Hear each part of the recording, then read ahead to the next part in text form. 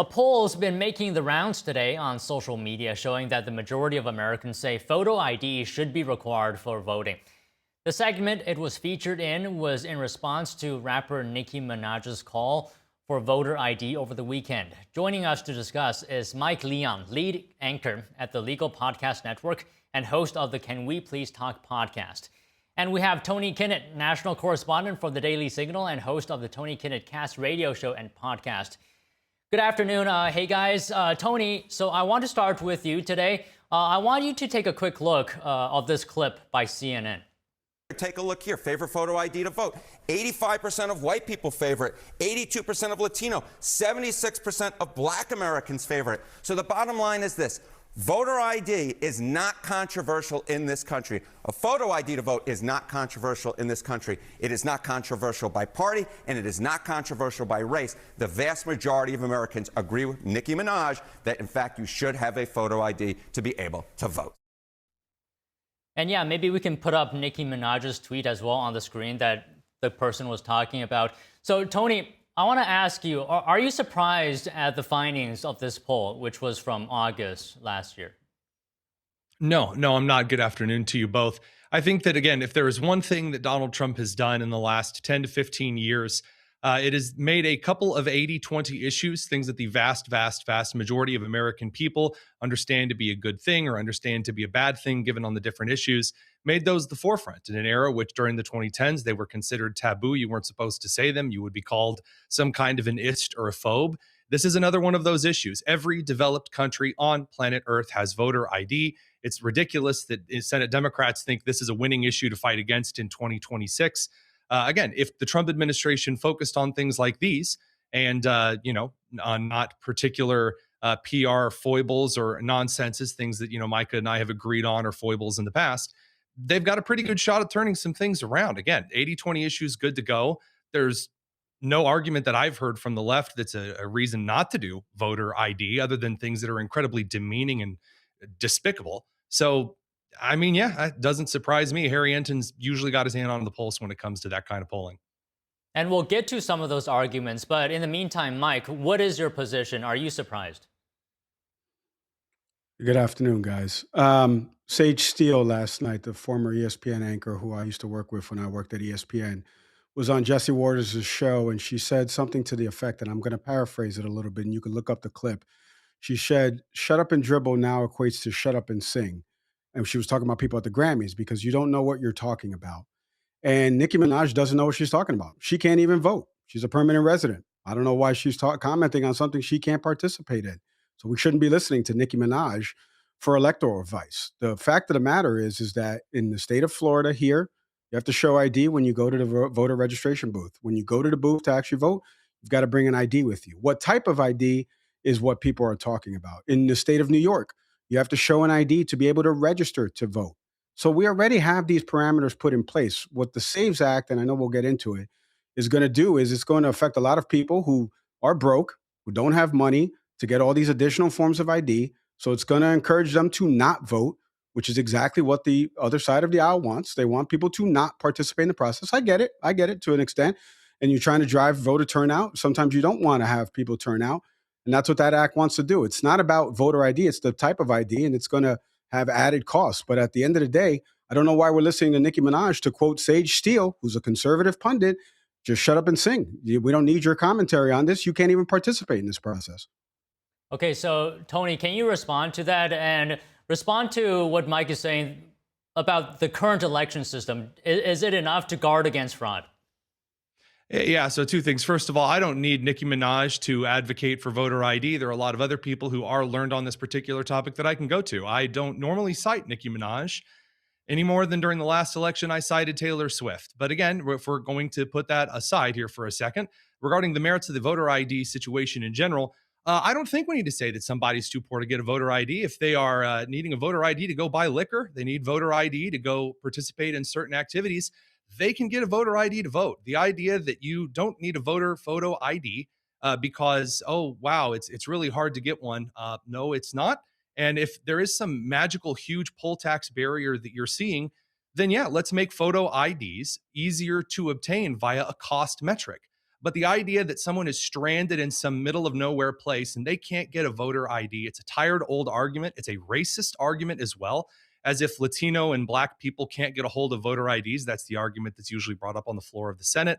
I don't need Nicki Minaj to know that maybe, again, like every other developed country on the face of this earth, yeah, photo ID sounds like it would be a decent thing for elections. I mean, given some of the fraud that we've seen in various states over the last couple of years, California, Oregon, and Washington state specifically.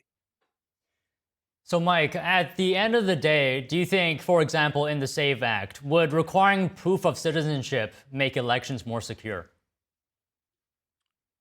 Again, people like a Nicki Minaj can't participate in the process of voting because she's a permanent resident. Answer the right? question, So, Mike. like, I am answering the question, Tony. Give me a freaking break. So, there's a perfect example of somebody who can't participate in the process because it's not that easy to vote. And unfortunately, to Tony's overall point, that's spoken like somebody that is not broke and didn't live in areas like I lived in, where people are just have to work two jobs to make ends meet, and they don't have time to be able to go afford some of these things. I myself can't afford some of these other things. The fact that this is racist, Can't no, I'm afford of an that ID? race. It's not racist.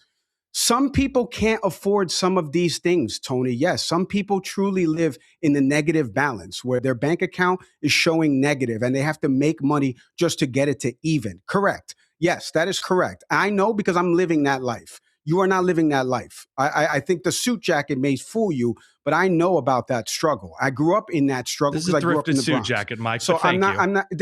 No, I'm talking about my jacket, not yours. And so that's the point. Like, I think we're missing the point here. There's already parameter. Now, if we want to unify the system of how we vote federally, like make it a holiday that Tuesday or even that week, like other countries do. If we want to do that, cool. I'm on board with that stuff. Joe Biden ran on that. He never executed that. That's fine.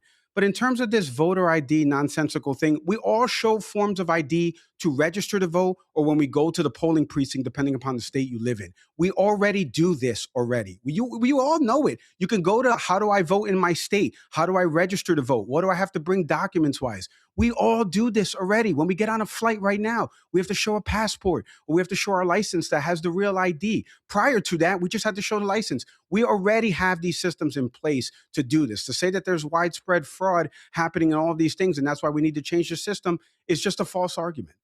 Okay, Tony, your response, and I want to ask you, are documented cases of non-citizens voting rare? So to answer the question directly and specifically, you can't have two things at once here. You can't say simultaneously, we already have it and so we don't need it. And then also, no one can get ID. It's so hard and expensive to get it. It's not expensive to get ID in any state. The idea that it's some unobtainable thing because, oh, someone is living paycheck to paycheck, they could never afford to get an ID. Again, I'm willing to say that states need to make measures easier cost-wise for those who are unable to afford a photo ID. Here in the state of Indiana, it costs you a whopping $15 to get a photo ID from the state of Indiana that would qualify for these. But that's not going to be accepted. That's not going to be accepted to vote as part of the SAVES Act, Tony. That's not going to be accepted. That form of ID, yes, it would. Yes, that's not going to be accepted. If you talk to any lawmaker, that stupid analogy that you just gave of $15 is not going to be accepted as part of this bill. Like being called on it's not going to be accepted. You just said it's easy to get an ID, and I'm telling you that it's not going to be accepted. Let me interject here. A passport. Hold on. Let me just say, guys. Tony gave an example. And it's perfect because it's not going to be accepted for you to vote. So cool that I can pay $15 for that ID, but it's not going to be accepted to vote. Tony, did you not read the legislation? It's not going to be accepted. So you gave an example and it's not going to be accepted. It is going to be accepted. It's not an acceptable form of ID. Passport would be accepted. No, it's not, Tony. Talk to a lawmaker. It's not acceptable. I am talking to that form of ID in the example you gave is not acceptable. Devices. Yes, it is acceptable. Right. It has been provided in specifics before. All right. Let's move on from this particular point. What needs to be done, Tony, for more people to have more trust in elections? Again, I think that baseline understandings that every other country participates in is a very good start. Making it so you have to have a photo ID to vote would calm a lot of issues and a lot of fears about certain things not being secure.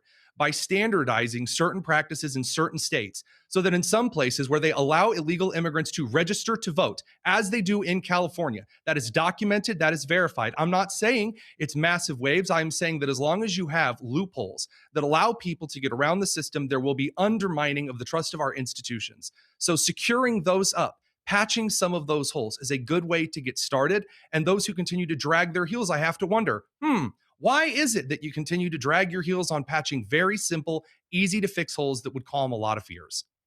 Okay, Tony, Mike, how do we make more people trust in elections?